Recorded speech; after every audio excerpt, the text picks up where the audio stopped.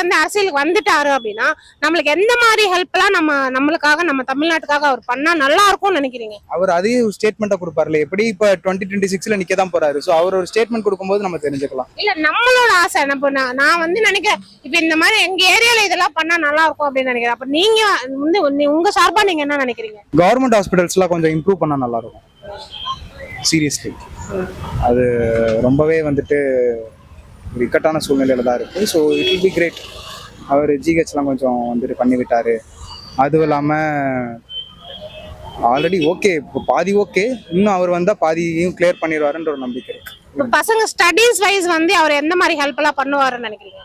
So இப்போ பண்றதே ஒரு பெரிய ஹெல்ப் தான். அவர் இப்போதைக்குமே அவர் வந்து எந்த பொசிஷன்லையும் கிடையாது. இப்போ அவர் பண்றதே வந்து அவர் சொந்த காசை போட்டு பண்ணணும்னு அவசியம் இல்லை.